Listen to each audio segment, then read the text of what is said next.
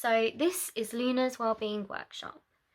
I aim to practice and promote a positive well-being and embrace all types of well-being in the hope that you can come on this journey with me and embrace all of those types of well-being too.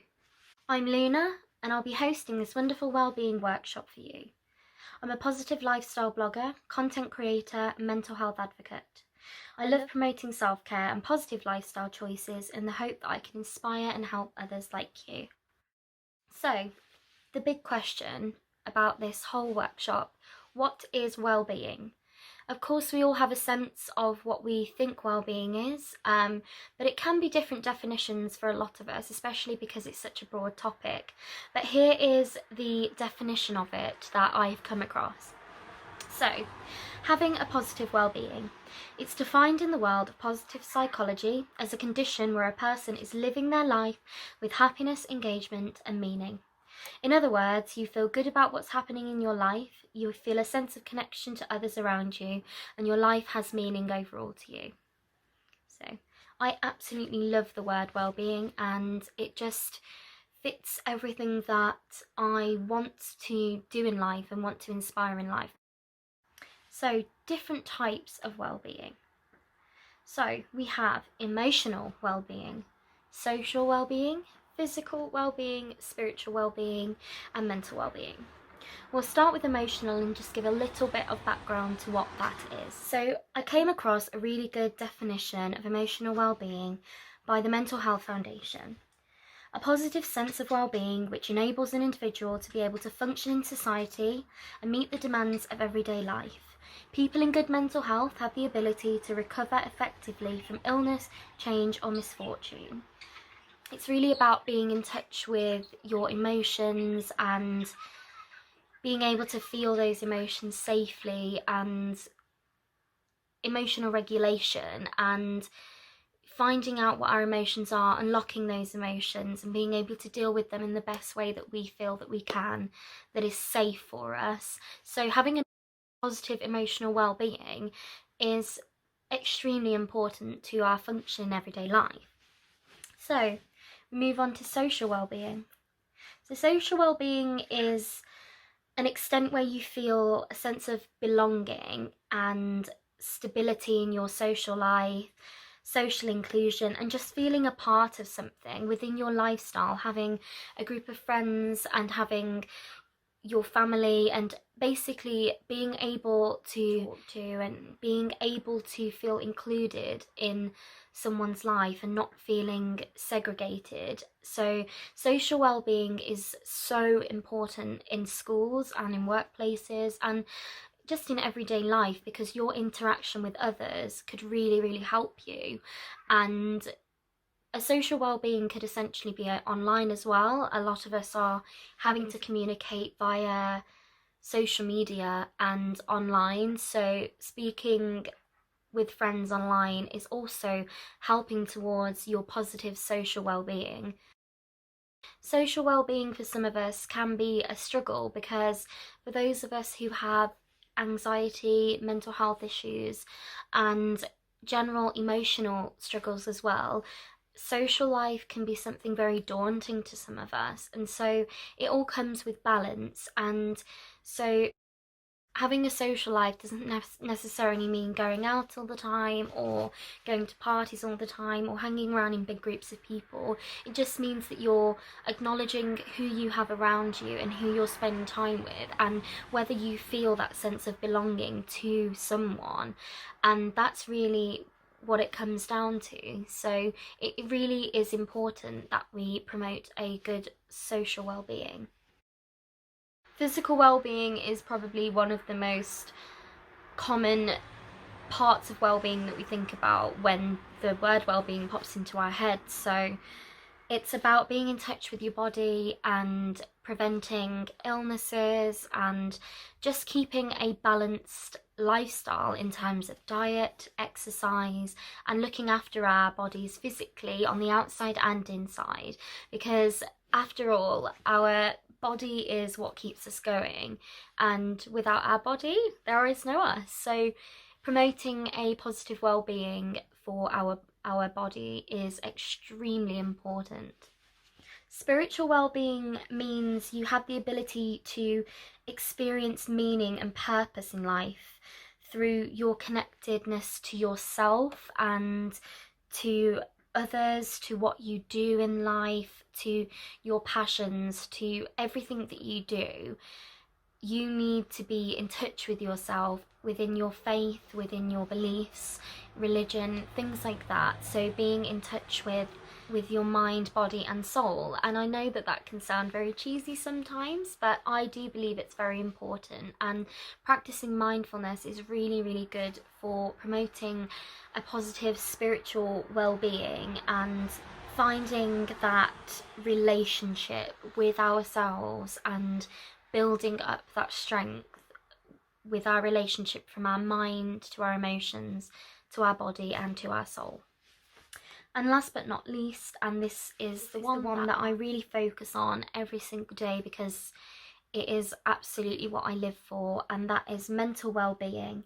And having a positive mental well-being is being in touch with your thoughts and feelings and how you cope with ups and downs in life, and just looking out for what you need in life and avoiding anything that's going to make you really, really struggle. And having a positive mental well-being during your school life is very important because it's one of the most important times of your life, and our minds are growing and we need to take good care of them so that they can thrive and progress the way that they should and help us develop into who we want to be and who we are going to be. And a little analogy that I like to use here is called the Wellbeing tree.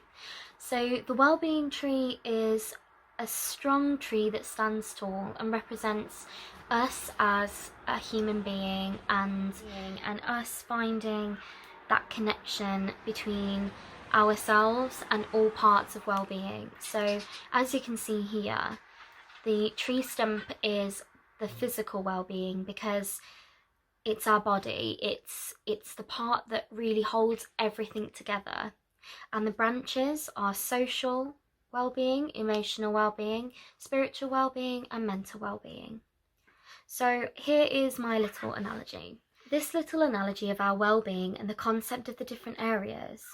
This is a little analogy of our well-being and the concept of the different areas.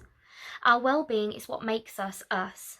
So when we put together the different parts, they can make us the best version of ourselves possible. Trees are strong, natural, forever changing and hold a huge sense of stability. Sometimes the branches may crack, split, lose leaves and lose parts, but the tree will withstand the struggles, go through seasons bare, yet still stand strong, persisting throughout the changes of weather, and in time regrow their leaves, mend themselves and use their struggles as paths and openings to make something new, beautiful and unique. Trees are all so different, and their experiences and environment are what quite literally shape them and make them stand out. Be a tree, stand tall and don't let your struggles and falls break you. Let them shape you into the awesome person you are. You can use this diagram to identify different parts of your well-being, breaking them down where you feel you need to pay some extra care and attention to. So why is it important to practice and promote positive well-being? So you stay healthy and happy in every aspect of your life to get the most out of every day, so that you'll be able to achieve your goals easily, because you deserve to feel happy and content, so you can seek out the best support for your personal needs, to keep on top of every aspect of your health, and to find yourself and what works best for you. So here is a little 5-minute activity that I would absolutely love you to take part in if you feel that you can. There is absolutely no pressure whatsoever. I completely understand if you can't think or you're just struggling with ideas. So I would like you to think about the ways that we can look after our well-being and use the little clouds that are on the screen to pop down your ideas of what you think you can do to look after your well-being. It can be anything from reading a book, staying in, pursuing our hobbies, or going for a run, whatever you feel. There is no wrong answer, providing we can practice and promote positive well-being in a safe way. So just take 5 minutes, absolutely no pressure, to just jot down how you feel that you can look after your well-being.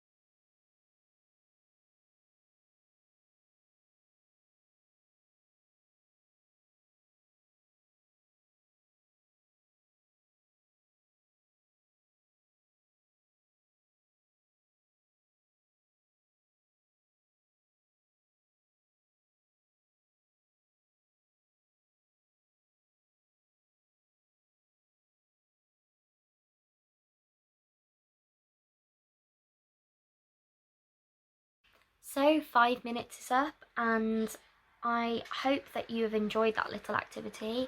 Again, absolutely no pressure. Please do not worry if you couldn't think of anything, because I have got some examples of how I think we can look after our well-being. Maybe we can put them all together and create a long list of ways we can promote positive well-being. So how can we look after our well-being? Surrounding ourselves with good people who lift us up, because there is absolutely nothing better than being around positive people who also want to get the best out of life and want to have positive experiences and progress and grow. It is a very hard time, and if we are surrounding ourselves with toxic people or those who don't really bring a lot of positivity to us, it can be a very draining process. And that is absolutely not saying to be around everyone or be around certain people. It's just trying to be around the people who lift us up, inspire us, and just want the best for us in everyday life. Another way we can look after our well-being is to find hobbies that allow us to release our feelings productively. There is nothing worse than up and not having a positive release and a way to get out our excess adrenaline or try and release our feelings. And if we find a way to release them productively, such as through hobbies or through work or on a project, then you could end up with a negative release and finding ways that aren't necessarily safe for us to release those emotions. So indulge in your hobbies and really enjoy them, and find ways to get your emotions and your negative emotions out safely. Get yourself into a routine. This is another amazing way to look after our well-being. There is nothing like waking up late or going to bed late, not having enough sleep, and just having to rush things or forget things. I find it really, really useful and helpful to get myself into a routine that is going to allow me enough time to do certain things every day, including looking after my well-being. Included in the routines, I always find that finding time for some me time and time to do things that I enjoy doing and doing things that make me feel good is a fantastic way of looking after our well-being. And I definitely recommend finding at least 10 minutes a day to have to yourself, to do something you love doing, whether that be playing a game or writing or reading or doing anything that just makes you able to be you and just enjoy what you're doing. Being honest with ourselves and using our decisive abilities to do what's best for us. So it's really hard to be in touch with your emotions sometimes, and it can result in struggles in everyday life. And so trying to be honest with ourselves and finding what's best for us and making those decisions based on how we feel. So if there is somewhere that you are meant to be going but it's really, really affecting you and it's really making you struggle, if at all possible, make that decision and say, I'm actually going to do what I feel is best for me, and see how it makes you feel, having that ability to say you know what's good for you and you know what isn't good for you, and finding a way to be in control of what you expose yourself to if possible. Of course, it's not always possible to say no, and sometimes it's really good to push ourselves out of our comfort zone and enjoy new things. But just remember that you have the ability and you are allowed to want different things for your own well-being. So, another way to be honest with ourselves is to possibly be honest with others as well. So, talking to someone about our worries, about our struggles, and about what we're finding difficult in life, especially during this hard time. It is so good to talk to someone or jot it down on a piece of paper and just get it off your chest and off your mind. Practicing self-care is a great way to look after our well-being. Self-care is different for every person, and again, that could be reading a book, taking 5 minutes to yourself a day, which ties into the me time and the routine, and it could just be simply lighting some candles and having a lovely bubble bath. Just finding the time to promote a positive self-care, and it can really have an impact on our overall well-being. Another way that we can look after our well-being is by eating food that nourishes us, and just looking over our diet and what we're eating currently, and looking at foods that make us feel good and make our bodies feel good. And that doesn't necessarily mean cutting out sugar or fat. It just means finding food that you enjoy, eating that chocolate bar that you've been wanting, and just looking over everything that makes you feel good, as well as keeping your body energetic and helping your body be the strongest it can be. So when we say that we can look after our well-being by focusing what we eat, it doesn't necessarily mean going on a diet and losing weight. It means eating the food that you enjoy, as well as eating healthy, to just try and make your body feel good, and finding balance, because balance after all is key, which comes on to my last point of how we can look after our well-being. And that last point is the most important in my opinion, because it's about finding balance in our life, such as work, play, rest, self-care, and our lifestyle overall. So a lot of us are workaholics, and whether that means going to work or whether that means going to school, we need our time to rest, and we need our time to do activities that we enjoy and that feeds our soul. So if you are at school all day, then come home, do what needs to be done in terms of homework, and then give yourself time to do what you enjoy doing, as well as resting and promoting self-care, and whether that be having a lovely warm bath and doing your skincare and just promoting positive well-being, and having an hour to do what you enjoy doing as well, and giving yourself some credit for the hard day that you have done at work or school or anything like that. Balance is so important, and we have to make sure that we are giving ourselves time to get all of these things in, because overall that is how we are going to find a positive well-being and look after ourselves, is if we find ways to positively help every aspect of our needs. Another 5-minute activity, and again, no pressure at all. This is going to be a slightly different question, and it's a little bit more personal, and I personally love doing things like this. So again, here is the question, and if you just pop little answers in the clouds, and then we can go through the answers that I've given, and hopefully we've got some of the same, but if not, it just makes the list even longer. So what are your favourite things to do that make you feel good? Again, this is completely to the individual, and there is no wrong answer, providing that anything we are doing is safe for our physical and mental and emotional well-being. So 5 minutes just to jot down your favourite things to do that make you feel good.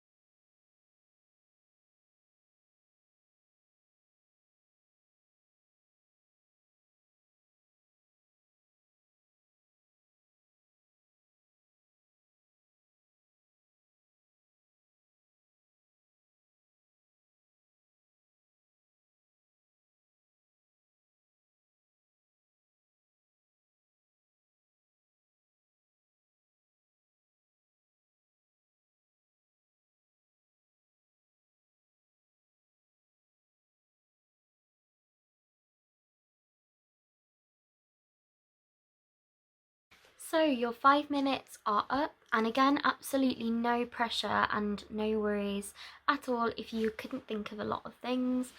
But I thought I would share some of the ways that I practice self-care and positive well-being, especially on bad days. So, I absolutely love nothing more than to cozy up with a good book and a warm drink. I think now that it's coming up to autumn time, it's absolutely perfect to do those things. But it's so lovely to have that me time and pick up a book that I'm enjoying and just completely relax. Baking goodies to enjoy, knowing that I've made them, is a great way that I find really impacts my well-being positively. It is, like we were talking about earlier, it is finding a positive way of releasing those negative emotions and just doing something that makes you happy and knowing that you got a result at the end of it as well. Taking some time doing some hobbies that make me happy, drawing, reading, writing, or anything that we love doing. It is investing time in ourselves and just making ourselves feel good, which is what it is all about. Something that a lot of us could be struggling with is reducing our screen time on our phones, on laptops, on computers and things like that. And a lot of us nowadays have social media, and of course I do. Being a blogger, I am very much so active on social media, and trying to reduce my screen time and my exposure to social media is a really good way of taking control, like I said earlier, about the decisions and saying yes and no to things, to suit our well-being and helping ourselves. So I made the decision to reduce my screen time in order to stop myself from comparing myself to other bloggers and other people out there, because it's very hard if you're in a situation where your mental health and emotional health and possibly even physical health isn't where it should be, or if you've taken on too much and you're feeling quite deflated. Social media can actually be a really negative place to be, and although it is full of amazing things and amazing people who change the world every day, there can be some negative things that we can see on our social media. So trying to reduce that time that we spend staring at a screen and potentially comparing ourselves to others whose life is maybe further than ours and in very, very different situations. Comparison is so negative, and so I found myself making that decision to help myself to actually reduce my time, to overall reduce my time on my electronic devices and allow myself time to rest, which again ties into the routine that I was speaking about earlier. Something I absolutely love doing when I am looking on my phone or on my laptop, and it is almost like a diversion from going on social media, is actually using an app called Pinterest. It is an app and a website full of incredible pictures, and it is a very inspiring platform to be on. People share their favourite pictures, illustrations, quotes, and it can be extremely educational as well. And I often look on there for positive quotes and just inspirational things, and I often find myself sharing them on social media as well. So if you want to be inspired and you're looking for ways to inspire yourself and keeping positive quotes and things like that on your phone, Pinterest is a really great app to use, as long as you're using it safely and in moderation. One way I practice my physical well-being, which then impacts my mental and emotional well-being, is going to the gym and just exercising. It's an amazing way to burn off excess energy and adrenaline that's built up, and it can be a great release, like we were speaking about earlier, releasing emotions safely and feeling those emotions safely. And I find that physical activity really helps me to get things off my mind, off my chest, and just completely start fresh. It relaxes me after a workout, and it just makes me able to cope with things a little bit better, whilst also being safe, providing that we take on what we're doing at the gym safely and don't overwork ourselves. Something that I really love doing when I'm having a particularly bad day, or I'm really struggling with emotions that I'm building up in my head, I love going outside for some fresh air and either just walking into my back garden, and if you do have a back garden, if you're lucky enough to have a back garden, then it's such a great space to utilize, whether that means exercising, walking up and down your garden, or just sitting outside, just getting the fresh air rather than being sat inside and feeling cloudy, as I call it. I find that going for a walk, going up to my local park or forest with my family, it just really helps get my mind off things, and it's good for my mental, emotional, spiritual and physical well-being as well. And last but not least on my list, this list could go on and on and on, but this is just my last one for now, and that is to allow myself to have a lazy day and try to avoid anything stressful or work related so that I can rejuvenate. So I think it is so important to allow ourselves time to just be and just stop doing anything that is going to make us feel pressurized, because we deserve that time to restart. Just like when we go to bed, we charge our phones and we charge our bodies, and just if you're having a particularly hard week and you've made plans for the weekend but you are feeling extremely burnt out, please try and take a day off.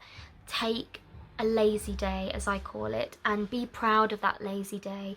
Try to avoid anything too stressful, and try to avoid work as well. I know it's really hard at the moment with everything that's going on, and avoiding stress is very difficult, but trying to take time off of anything too pressurizing, such as work or in any intense commitments that you have. Try and find time for yourself to just breathe, to just enjoy your favourite programmes, enjoy your favourite games, and just have that time to yourself. The world is not going at 100 miles an hour around you. You are allowed to stop and breathe and just be and focus on how you feel and what's best for you. I hope that some of those things were on your list. And if not, I hope that they can help you and you can enjoy them. So why might we feel out of touch with our emotions and fall into a lack of energy to promote a positive well-being?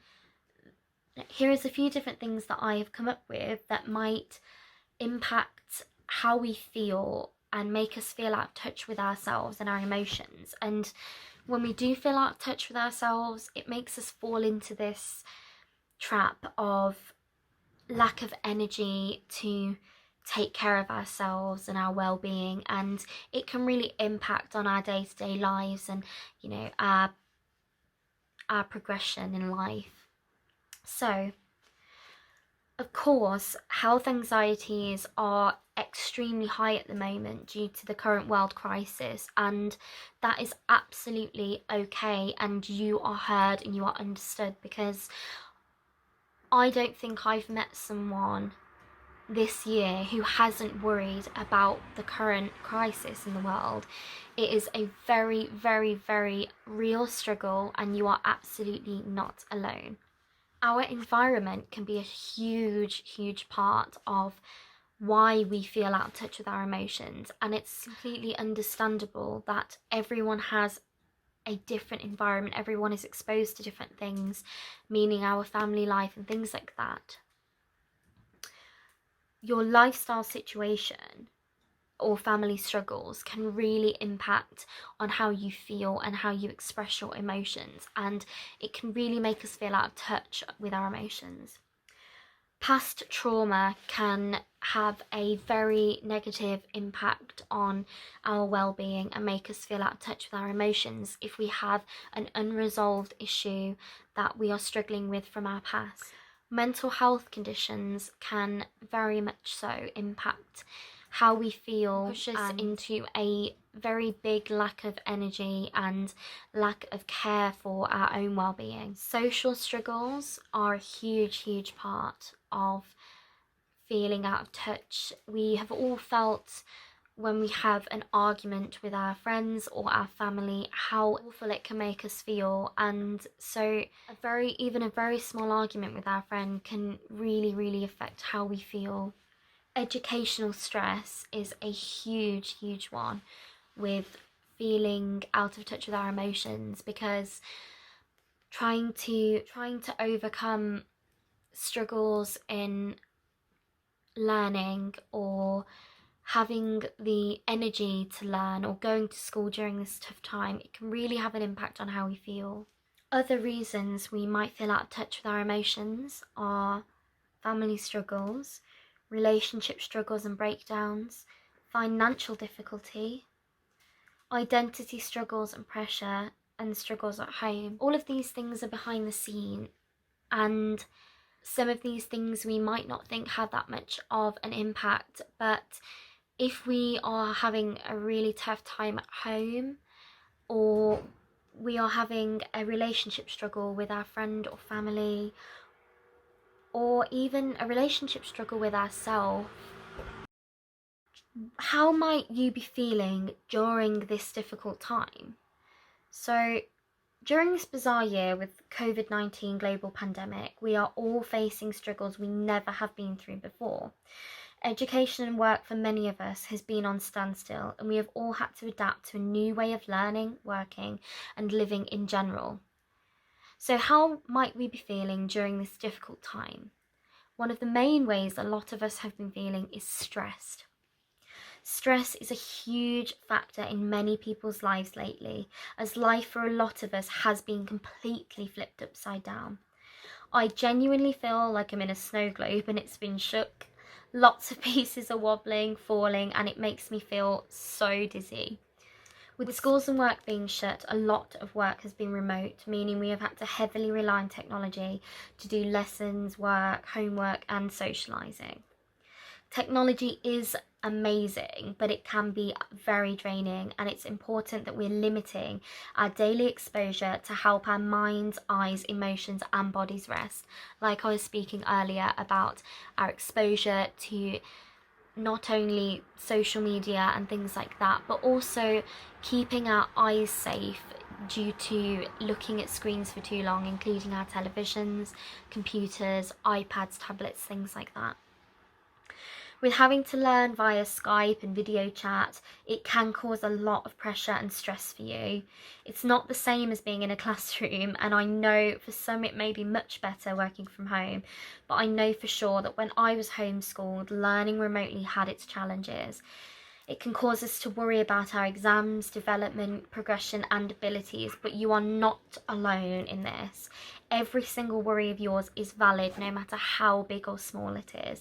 It is a hugely strange time, and you are absolutely worthy of feeling and thinking the way you do. How else might we be feeling during this difficult time?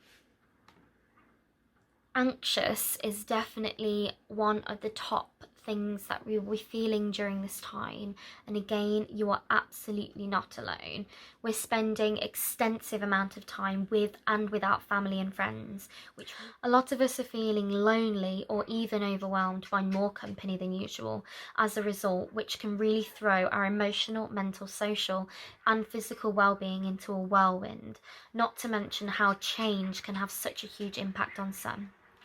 Due to not being as stimulated as before, we can become much more aware of our emotions, and anxiety may make an appearance to a lot of us.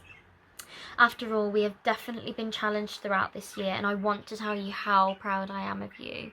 It is such a huge deal that we have gone from everyday life and not having a worry in the world to this huge pandemic where we're having to isolate, social distance, wear PPE, watch the news a lot more often, and be in lockdown for so long. It is such a scary idea to return to school, work and life as normal. So the idea of being back in a school environment with people in your classes can be super anxiety and panic inducing.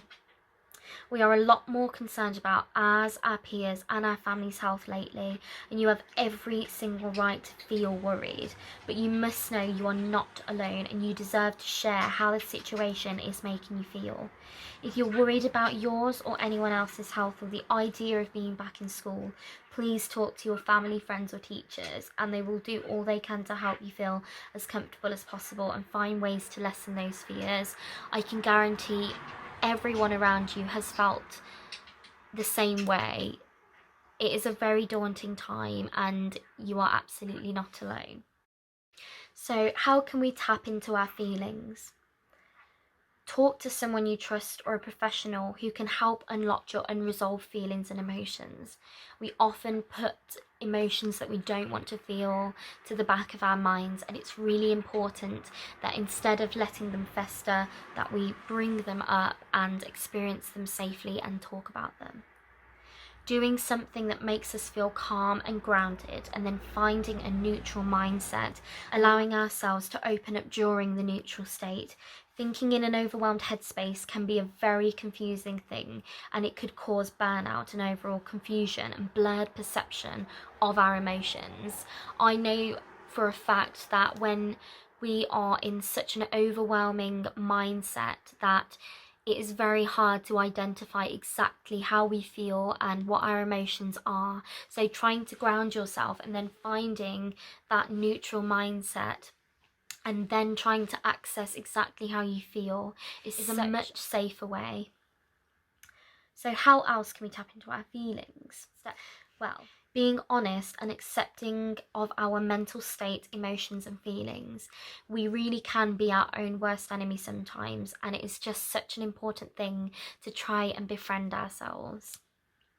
I find that amazing ways to tap into my feelings are through music and finding songs that I can relate to and connect to, and I often will listen to a song and realize what emotion I'm feeling with how I connect and relate to the song, and it is an amazing and fun way of doing it as well. I also find that journaling can really help. It's almost like speaking to someone and having a friend to friend chat and just having a heart to heart with a friend and talking about how you feel and getting that built up emotion out. And I see the paper or the notepad as my friend, and just writing down on a piece of paper is almost like a way of unloading our troubles and helping ourselves to see from a new perspective and potentially reason with any struggles or anxieties that we have. And last but not least, I find that it's great to tap into our feelings by learning how our mind works, finding our triggers, sources to struggles, and helping ourselves get a better understanding of our functions so that we can easily access our emotions during times of vulnerability and help prevent increased anxiety and burnout. So finding what works for us and being decisive again, like we spoke about earlier, and just finding exactly what our triggers are and how we can overcome those troubles. So how can we feel and express our emotions safely? So finding a creative release such as art, music, drama, dance, writing, reading and any hobbies you may have, like we spoke about earlier. Really getting into something that we enjoy doing can be such an amazing way to feel and express our emotions in a very safe and productive way. It is finding that release that you need and just doing something that makes you feel happy, and finding that neutral state. If you're enjoying something and you're doing what you love, we can possibly easily access our neutral state, which then allows us to have access to our emotions and trying to express them safely through that creative release. Talking to someone about how we feel and releasing emotions and struggles without letting them fester, like we spoke just about speaking to a friend, a family member, a professional, or even journaling and writing it down on a piece of paper. It is so much safer than letting all of those struggles and worries fester inside of you. Just see it as a pot of boiling water. If there is too much going on and the water gets too hot, it is going to boil over the surface, and see yourself as that pot and your emotions and struggles as the hot water. And if it becomes too much for you, it could really lead to a burnout and even worse struggles. So releasing those emotions by talking or jotting them down is a very, very safe and positive way to do that. Finding a creative release, as I said, find what works for you and do what makes you happy. And if that means trying new things and trying to find new hobbies, then go for it. What is there to lose? Doing some fun exercise and physical activity is a great way to express and feel our emotions safely. And if you are the sporty type, then that will work amazing for you. And if not, then anything from going for a jog or just doing a little exercise in your home, or even just practicing yoga, you can find some amazing ways to do that on YouTube or on social media, or even going to classes once the pandemic has settled. My last way that I want to share with you how we can feel and express our emotions safely is a little bit of a controversial topic that some people may or may not enjoy and like hearing about, but I'll just briefly speak about it because I find that it really, really helps me. So meditation is a great way to tap into your feelings, emotions, and identify areas that we need help with. It can really help us release feelings of anxiety and confusion, and practicing mindfulness and meditation can help us reason with our struggles as well as expressing them safely. Again, it may not work for you, but it also might, so it is amazing to try and give it a go. Whether you do some shower meditation, walking meditation, or the general common meditation of just sitting down, relaxing and finding zen and finding calm and breathing.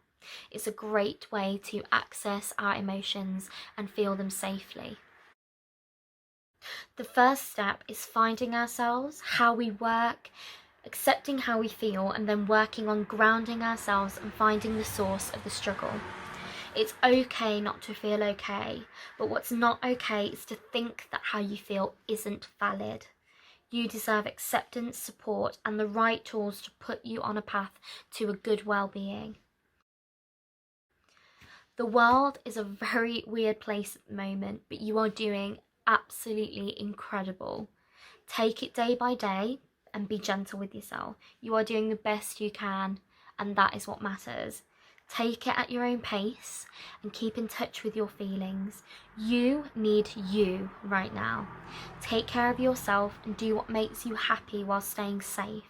Now go and be you, you wonderful being. Thank you so much for sitting through this presentation and workshop. I really, really, really hope that this has helped you.